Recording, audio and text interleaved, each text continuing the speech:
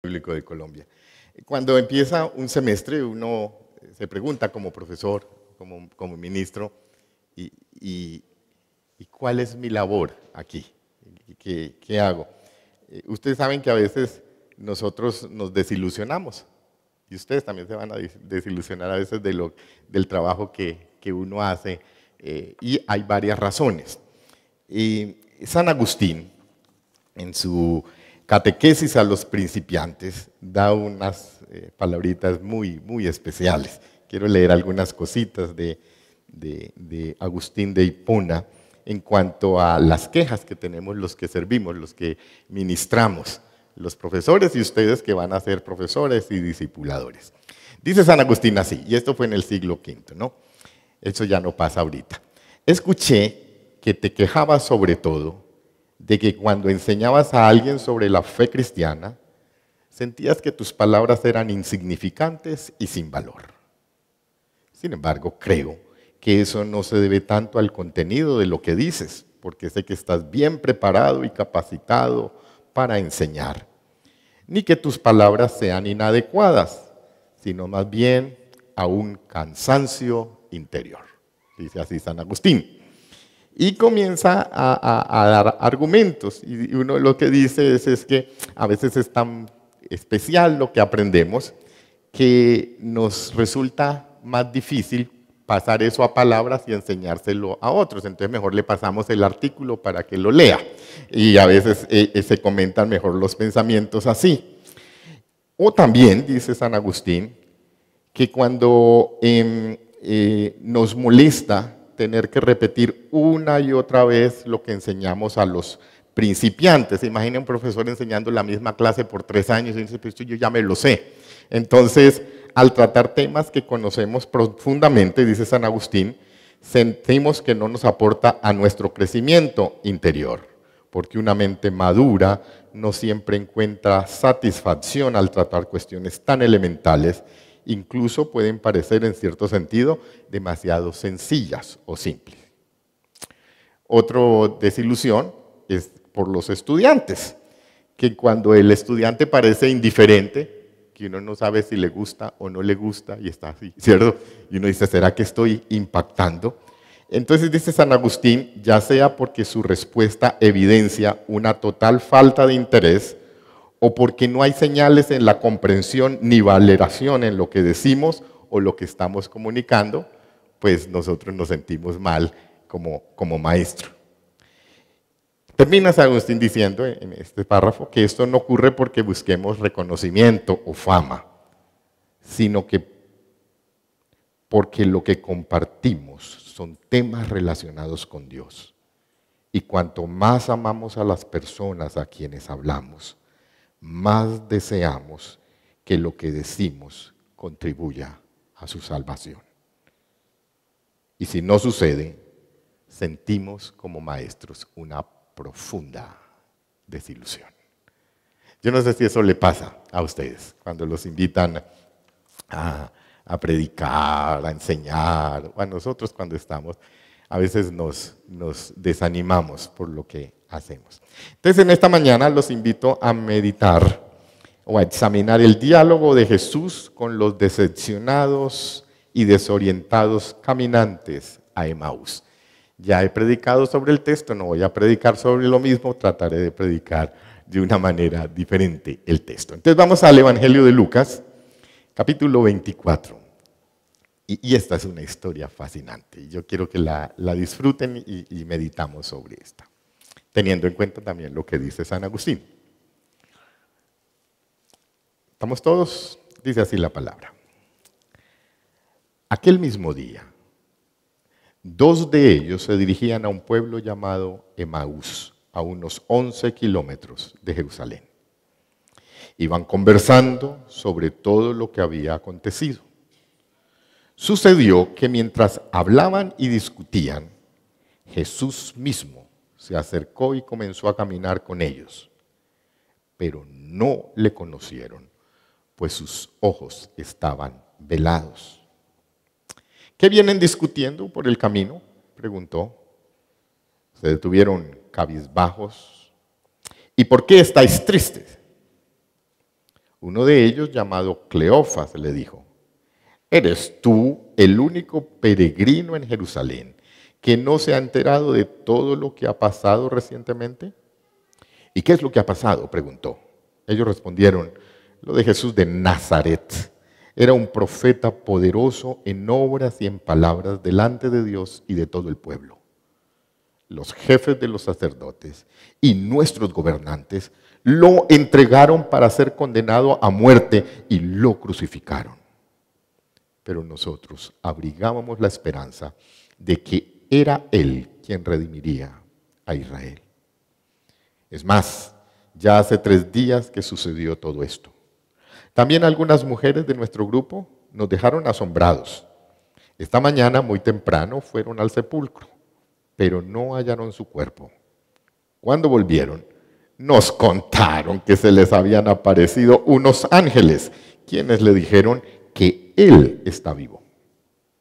Algunos de nuestros compañeros fueron después al sepulcro y lo encontraron tal como habían dicho las mujeres, pero a Él no lo vieron. Qué torpes o insensatos son ustedes, les dijo, y qué tardos de corazón para creer todo lo que han dicho los profetas. ¿Acaso no tenía que sufrir el Cristo estas cosas antes de entrar en su gloria? Entonces, comenzando por Moisés y por todos los profetas, les explicó lo que se refería a él en todas las Escrituras. Al acercarse al pueblo donde se dirigían, Jesús hizo como que iba más lejos, pero ellos insistieron: quédate con nosotros, pues que está atardeciendo, pronto será de noche. Así que entró a quedarse con ellos.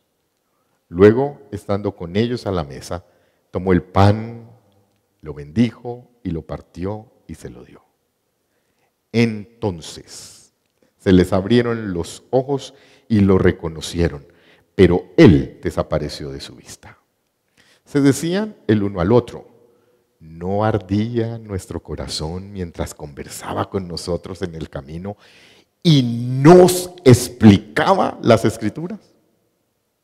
Al instante se pusieron en camino de regreso a Jerusalén. Y allá encontraron a los 11 y a los que estaban reunidos con ellos. Es cierto, decían, el Señor ha resucitado y se le apareció a Simón. Los dos, por su parte, contaron lo que les había sucedido en el camino y cómo habían reconocido a Jesús cuando partió el pan. Versículo 44. Y les dijo: estas son las palabras que os hablé, estando aún con vosotros, que era necesario que se cumpliese todo lo que está escrito de mí en la ley de Moisés, en los profetas y en los salmos. Entonces les abrió el entendimiento para que comprendiesen las Escrituras. Esto es lo que está escrito, les explicó, que el Cristo padecerá y resucitará al tercer día, y en su nombre se predicará el arrepentimiento y el perdón de pecados a todas las naciones, comenzando por Jerusalén. Ustedes son testigos de estas cosas. Ahora voy a enviarles lo que ha prometido mi Padre, pero ustedes quédense en la ciudad hasta cuando sean revestidos del poder de lo alto. Fantástico, ¿cierto? No hay que ni predicar sobre esto. Esto me lleva a pensar, ¿cuál es nuestra labor?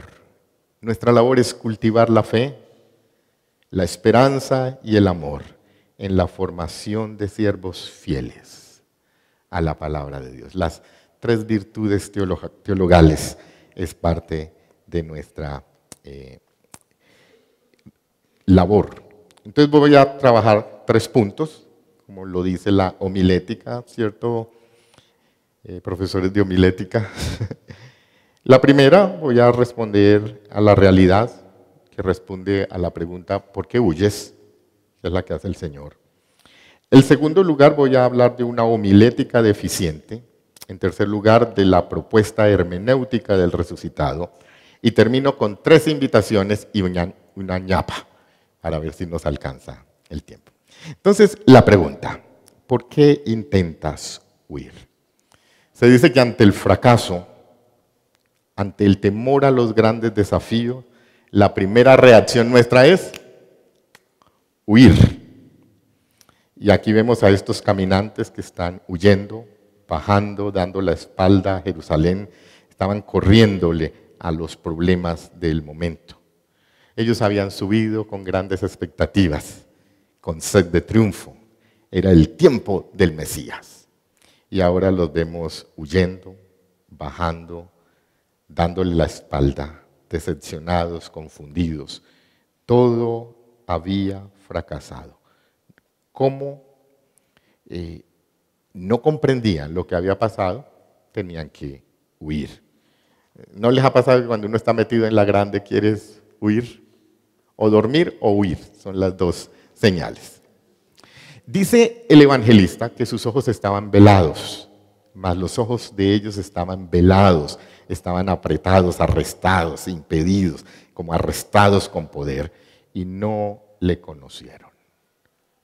Los discípulos no la cogieron, para nada. Estuvieron 3 años con Jesús y no entendieron nada de la invitación, porque estaban pensando en sí mismos. Podemos decir que estaban idiotizados. En todo el relato de la pasión vemos a la gente más idiotizada que puede haber. No ha habido en la historia humana un momento donde haya tanta gente junta como idiotas.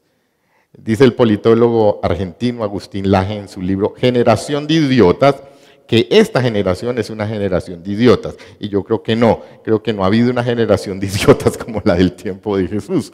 Porque tuvieron enfrente al Mesías, tuvieron enfrente a Jesús y no lo reconocieron. Y por eso, les decía la vez pasada, se refieren a él como Jesús de Nazaret y no como el Mesías. No lo reconocen. Jesús el nazareno del fracaso y no el Mesías que nosotros vemos.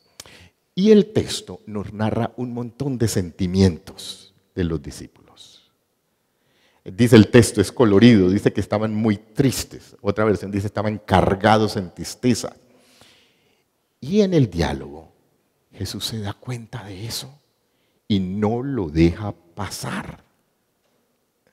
Jesús se da cuenta de lo que estos señores estaban sintiendo y la lucha emocional que estaba viviendo y no deja pasar el momento con los discípulos.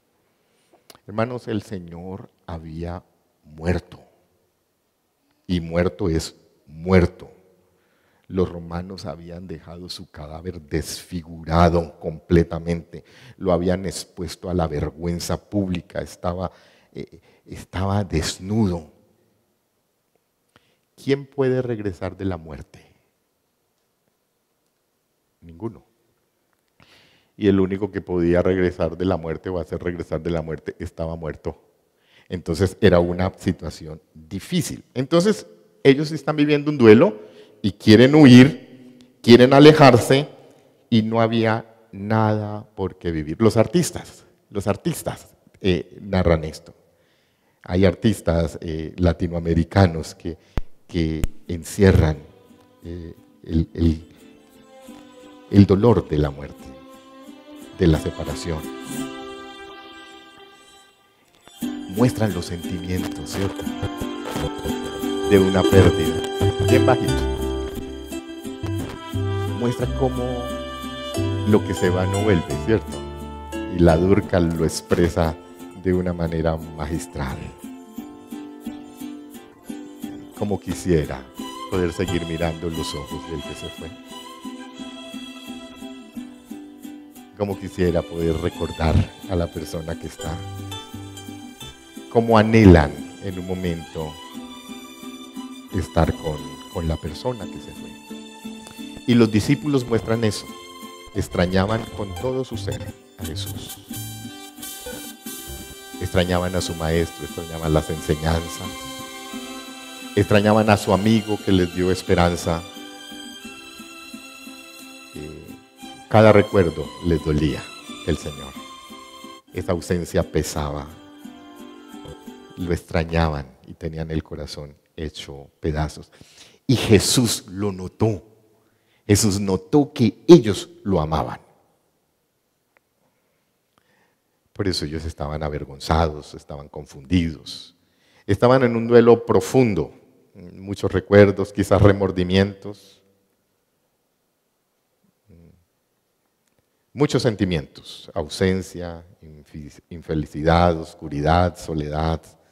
Y el Señor capta esos sentimientos y se interesa en su plática, se interesa en las preguntas que tiene, se interesa en las dudas, en sus contradicciones, se interesa en sus miedos, se interesa en sus sentidos de vida. Y el Señor se mete en la conversación de estos caminantes y empieza una charla más buena que uno la quiere repetir, se les mete y ¿qué está pasando? Y ellos empiezan con, ¿no te diste cuenta? El Señor, y describen a su Señor. ¿Y qué es lo que le pasó a su Señor? Y le cuentan que Jesús era un profeta que hizo milagros poderoso, pero que había un tipo llamado Pilato, el pretor, como dice el canto liberacionista, romano, imperialista, puñetero, desalmado, que lavándose las manos quiso borrar el error. Y este tipo condenó al Mesías a la muerte.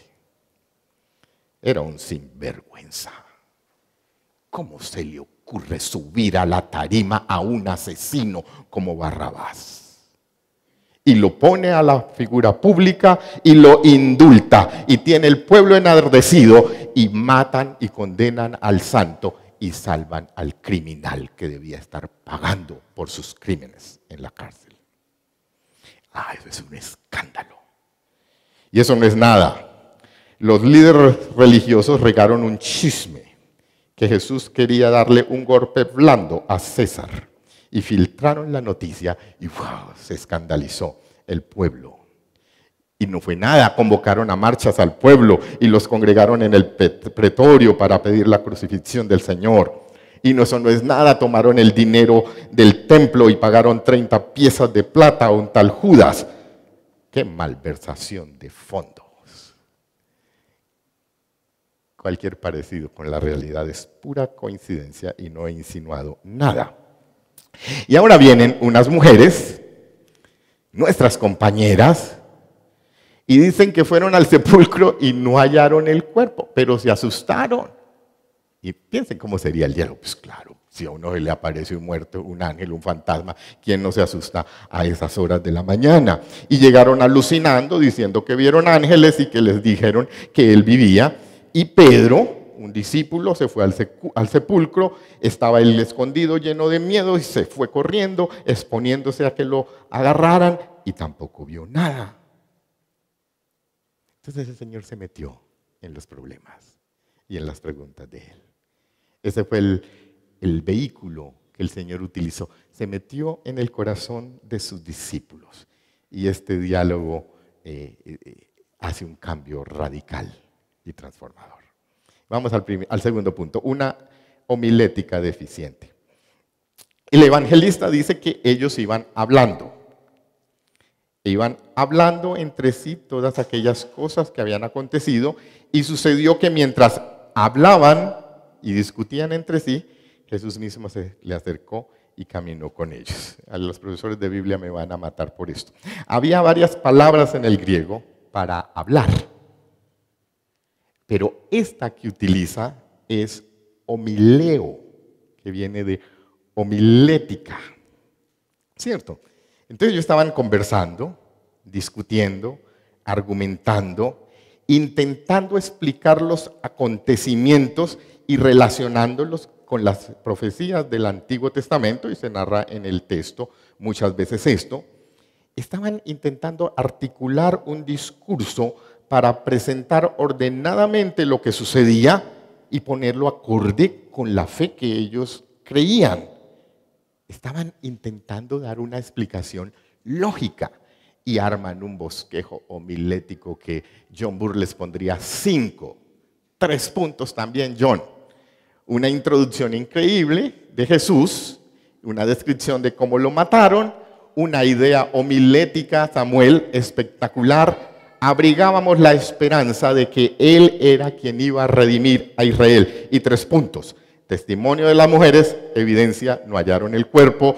Testimonio de los ángeles, evidencia, afirmaron que Él estaba vivo. Testimonio de los discípulos, evidencia, no vieron el cuerpo en el sepulcro. Una estructura espectacular. 5, pero una conclusión y aplicación perversa, dijo Marta.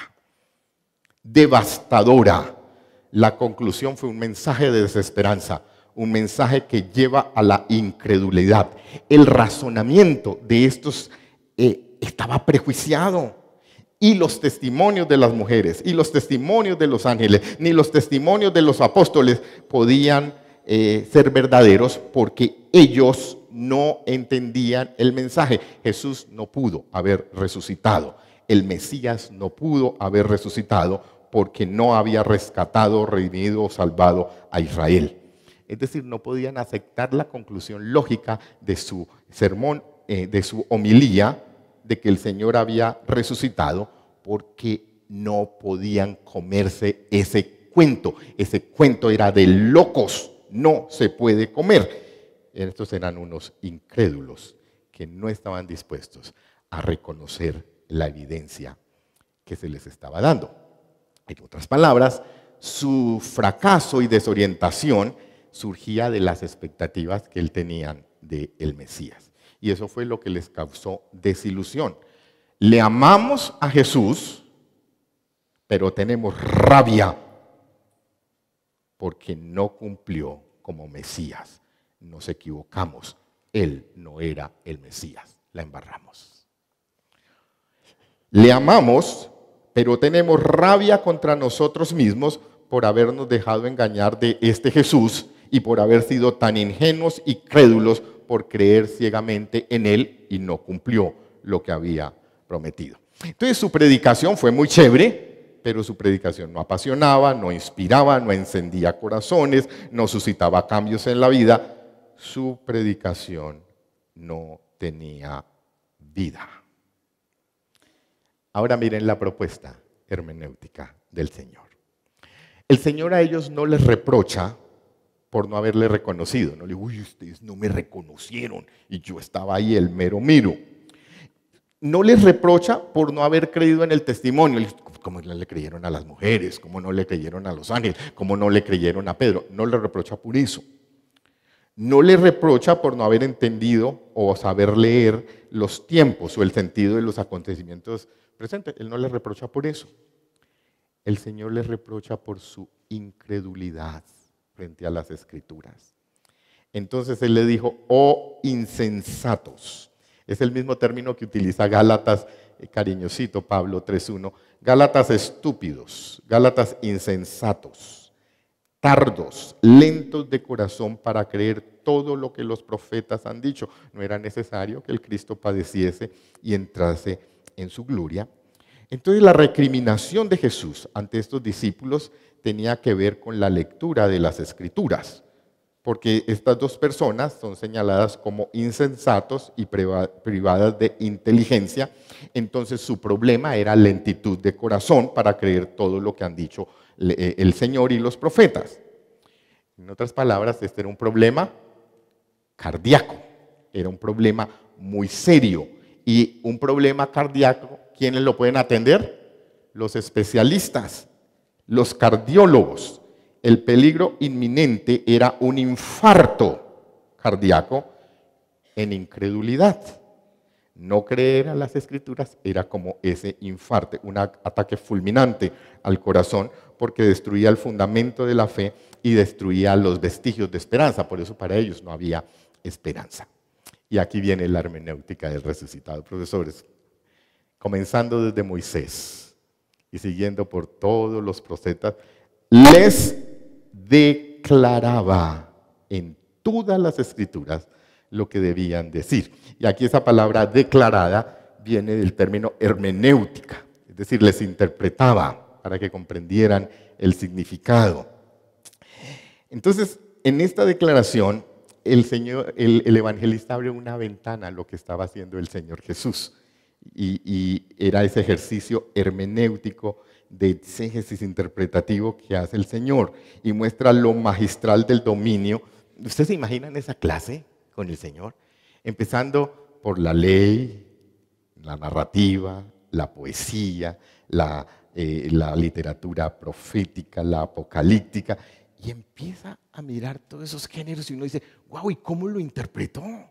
Era un modelo perfecto, un deleite poder escuchar al Señor cómo interpretaría las Escrituras a través de todos estos géneros literarios. Y dice que les interpreta las Escrituras y agarra paso por paso. Y lo repite 2 veces, en el versículo 27 y en el versículo 44. Y miren lo maravilloso del versículo 45. Les abrió el entendimiento para que comprendieran. Y aquí este comprender es una palabra diferente a la que está utilizando anterior, porque esta palabra tiene que ver como sintetizar, integrar, como están diciendo ahorita los pedagogos. Entonces les abrió el entendimiento para que comprendieran, para que integraran todo lo que sabía, y esta era la solución al problema cardíaco, el problema grave del corazón, y sucede un milagro. El corazón que era lento ahora se enciende como el fuego, y los ojos que estaban atados y encarcelados ahora se abren y están libres, y hay una tarea en lo sobrenatural, un milagro. Entonces les quiero decir algo, ustedes no están en una facultad de teología, están en una facultad de cardiología. Entonces vamos a expedirles, doctora, el diploma como cardiólogos, porque van a tener que enfrentar problemas del corazón, problemas profundos del corazón. El texto sigue hablando y cosas muy, muy bellas. 3 invitaciones para nosotros. Una invitación basada en nuestra labor y en nuestra función como docentes, función como estudiantes, función como discipuladores, función como discípulos, es comprometernos al estudio serio y profundo de la palabra del Señor. Es el compromiso de honrar a Dios con lo que hemos aprendido en estos años de estudio en el seminario. Es una invitación a valorar lo que se nos ha enseñado y aplicárnoslos diligentemente en lo que hacemos. Todo lo que los profesores y discipuladores son un esfuerzo para la formación. Disfruten y apliquen todo lo que aprenden en exégesis, en hermenéutica, en los idiomas bíblicos.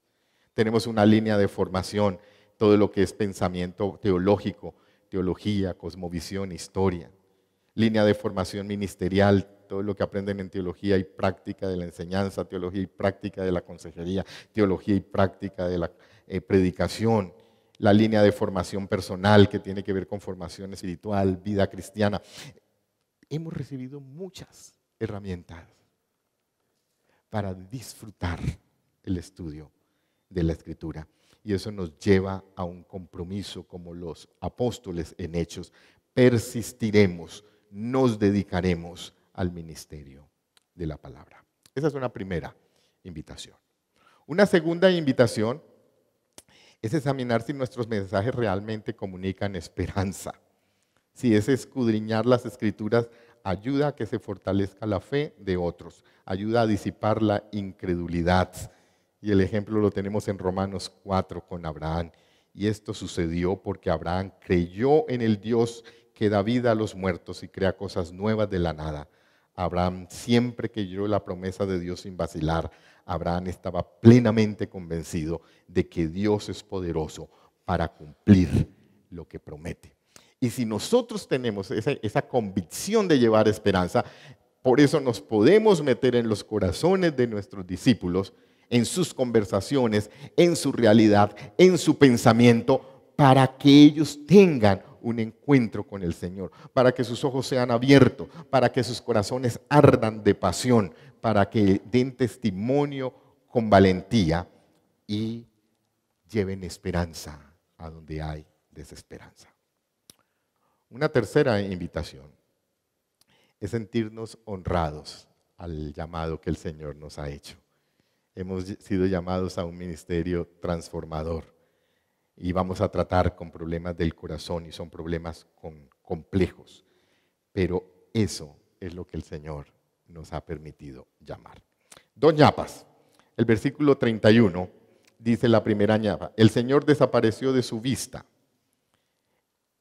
Para mí fue muy revelador la función del Señor o el trabajo del Señor. Les abre las Escrituras y los deja con la Escritura y ¡prum!, desaparece. No creó dependencia de sus discípulos. Sus ojos fueron abiertos, lo reconocieron, hay cambio de vida, inmediatamente regresan, hacen todo un cambio importante. Eso es importante para nuestro ejercicio como maestros de la palabra, que no crean dependencia de mí, sino que dependan de la palabra y del Señor. Y el segundo está en el versículo 49, es un ministerio que únicamente se puede realizar en el poder del Espíritu Santo. No lo podemos hacer nosotros. Él envía la promesa del Padre para que puedan ser investidos del poder de lo alto y poder cumplir con nuestra labor. Eso es la invitación del Señor. Que el Señor les bendiga.